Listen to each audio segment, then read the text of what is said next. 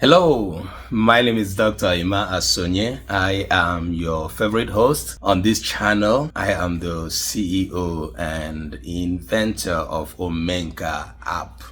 Omenka app is master of creativity, an app that is designed for the preservation of Igbo language and culture.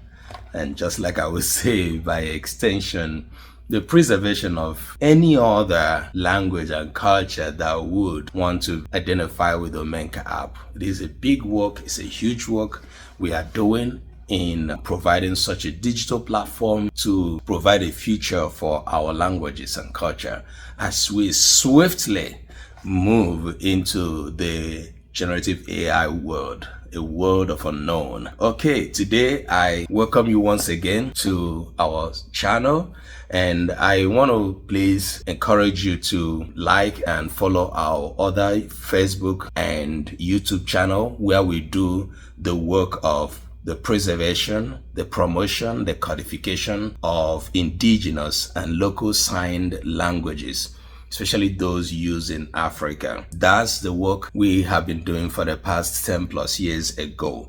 And so for a few years, we have been using the same YouTube channel for our works and videos.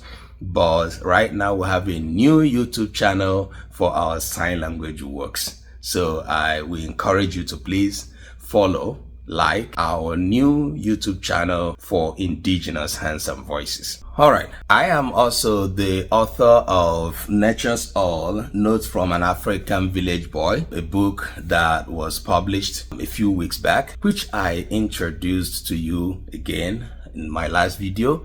And I discussed a topic there, which comes from one of my favorite poems, Upside Down. Since we released the video Upside Down, we've been getting a lot of reactions, little text messages and calls, in the positive to say that, yes, this is a valid discussion and also the way we presented it there. So I want to appreciate those who have been following us and, reacting to the discourse that we have been putting up here. I want to remind us that the work we are doing is all about the promotion, preservation of Igbo culture and Igbo language. I am Igbo.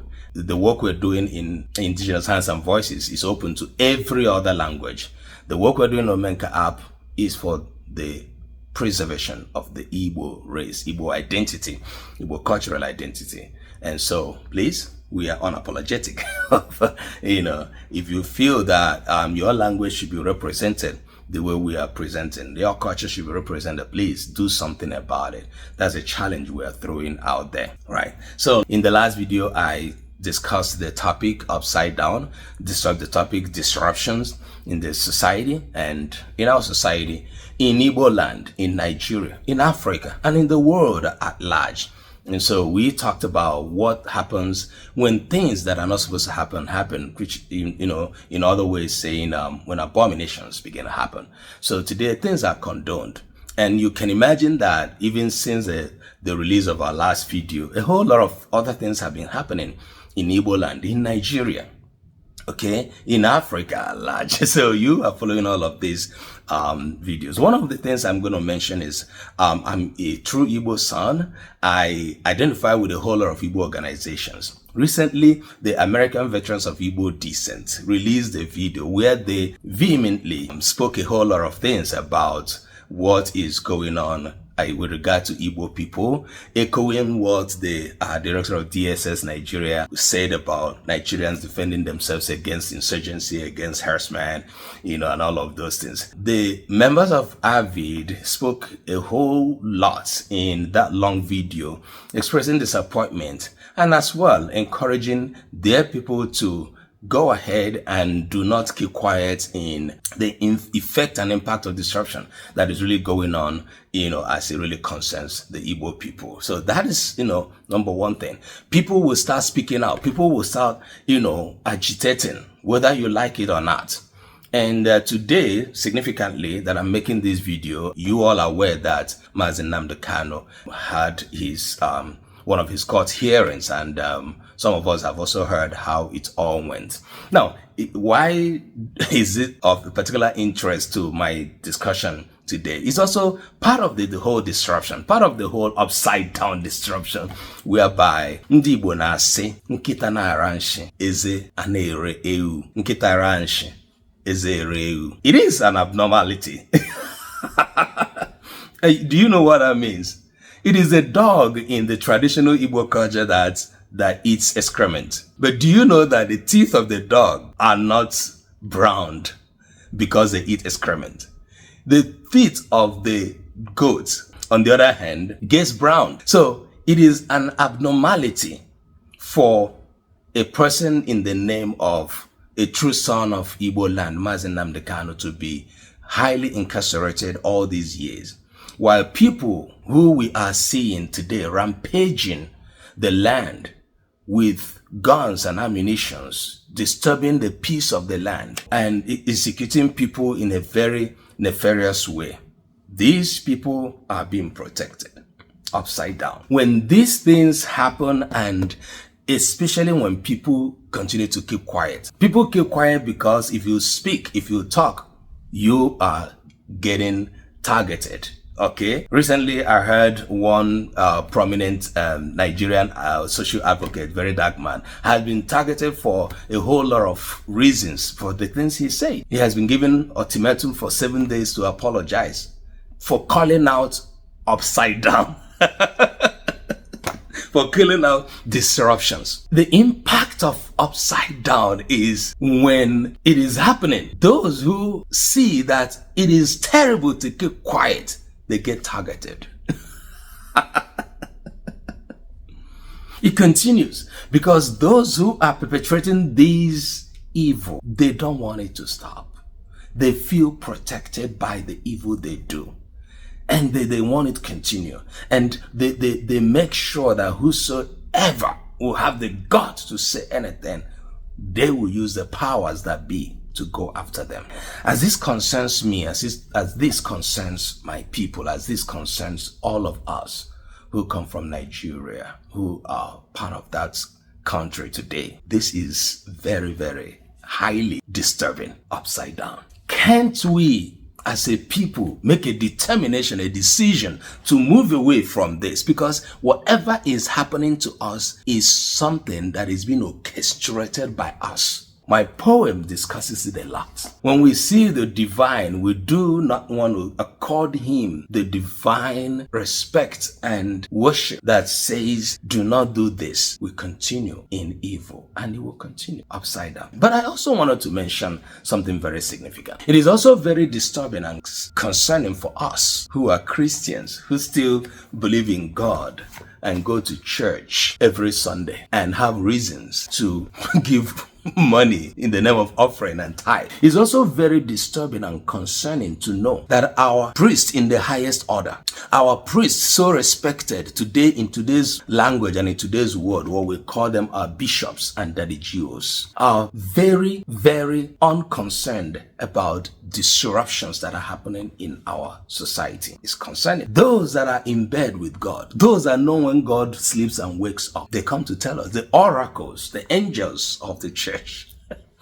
It's concerning that what is happening in our society, that people's lives are being messed up in so many different ways. Women are being abused, girls are being abused, men's lives are disrupted. Our spiritual leaders, they feel unconcerned. It is upside down. It is disruption. They are building heaven for us. They are building heaven for us. Even if we will die, we'll go to heaven. But I wonder what kind of special heaven God is building for them. And what kind of special hell God is building for those politicians who are perpetrating disruptions in our society. So today, I am introducing to us a new series, which is also from my poem, my anthology. And I'm going to be speaking about disruptions from a very different perspective. And then also from my personal experience, and that will be coming from my poem, poem number 37, Allegation, Just for a Piece of Land. And this poem is in 2 volumes, volume 1 and volume 2. And I'm going to be taking a series of discussions here to discuss this topic and this poem, volume 1 and volume 2, as it relates to me personally, and again, as it relates to Igbo culture, what we believe, and by extension, what various African, cultures believe. And so I'll be introducing this topic today by reading the first stanza of this poem. Friends were gone, relatives afraid to visit, to simply say hi, as cold as a funeral's embrace, as deserted as a graveyard's sigh. That was the state of my family when Mr. Matthew was gone. I won't help myself but to be emotional when I'll be making this discussion. I don't know how the emotion is going to go, because I'm going to be sharing with you a personal life story that just a few people around me may have known, because this is my life experience. And I will be talking with you about the position of land in Igbo culture. And I believe that much of what I will be talking about concerns our society at large. We hear today about Ibrahim Traore, the very popular Burkina Faso president, on whose shoulders it has become incumbent to change the history, the narratives. But now we see how much of attack he is into by the powers that be, the powers that do not want things to work normally, the powers that have orchestrated disruptions in the very first place. People now want him arrested because he's standing up to say, no, things have to work. The power and impact of disruption and the people that have in this life historically been part of the orchestration of disruption is so powerful. We know that. We know. It's not that we do not know. That we speak out somehow is not that we are unafraid. We could be afraid, shivering, but we decided to be part of the voices. So land is a huge piece in human existence. It's a cultural piece, it's an economic piece, it's a political piece. Land, when I mean peace, I mean P-I-E-C-E. Land is a huge factor in determining power and territory. Land is responsible for the unaliving of a lot of human souls. Land. This poem talks about how land played out, the politics, the dispute, the struggle for land played out in my family, in my community, in my village when I was growing up. I bet you don't want to miss this series.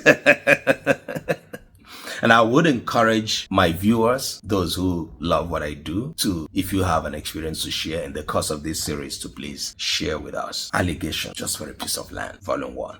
The poem is long. The volume 1 is long. The volume 2 is long. So we're going to have some discussion. But do not in any time forget that part of what we are doing here is that we are challenging each and every one of you, dear Igbo son and daughter. Do not cave into the silence. Do not cave in. Do not cave into accepting abnormality to be normal. It will continue to become a vicious cycle. It could happen. Nkita na aransi, ezene reu, ogwekwa ihe ọma, ndị Igbo wee sị, arụ ala, ya nọgide gba afọ, ya ogene, omenala. And I'm going to be also expositing this proverb, Arala no menala. There is land in many things that we say and believe in Igbo land and Igbo culture. There is land. This is seen in a lot of our poems. There is land in our folk tales. There is land. There is land in when Nanabe Gagobuma Anuman and Dioso. There is land involved when he wants to show his territorial power, when he wants to, trick all other animals as we know him. There is land. You know about all of what played out in animal form. There is land. Land is a very important factor, is a very important piece in human relationship and also at the center of disruptions that happen in our society. And I want to share my experience with you and then use it to take us on a journey to see how we get involved in disruptions just for a piece of land. Nature's all knows from an African village boy. And I want to remind you also, Igbo scholars, Igbo students, this poem is going to be up for a translation competition. We will be starting this competition in June. Get ready. One of the things you need to do is to get yourself a copy, at least an e-copy of the book. It's on Amazon. The link is on this video to acquire that. There's going to be a series of prize to win if you are able to do the best translation that will be taken for the work of Omenka app. Remember, we are documenting published works for the Omenka app project. Currently, we are rounding off our first book translation and we're going into the next one. If you have a publication, you are an Igbo scholar written in English, it is about what you think that can benefit the work we're doing, please contact us. We'll sign a contract with you, and then we'll take up the translation of your work. The beautiful thing about it is that we are not just translating text. We are translating your work into text, audio, and visual. That is multimedia translation, and that is a huge work we're doing. So that's one of the ways you could support our work, by giving your work for translation and publication into Omenka app. We're building Igbo library, Omenka app library, that is going to contain published works in Igbo. So anyone that is written in Igbo language is going to be there. Anyone written in English will be translated into Igbo before publication. All right, so we're going to continue our disruption topic, topic on disruption. You're using the poem titled Allegation Just for a Piece of Land in the next video. And until then, please follow us, like our videos, and download the Omenka app if you have not. Keep interacting with us. In my next video, probably, I'll be letting you know the release we are going to be having on Omenka app very, very soon. Omenka app is coming up with something very interesting. Don't miss out. God bless you.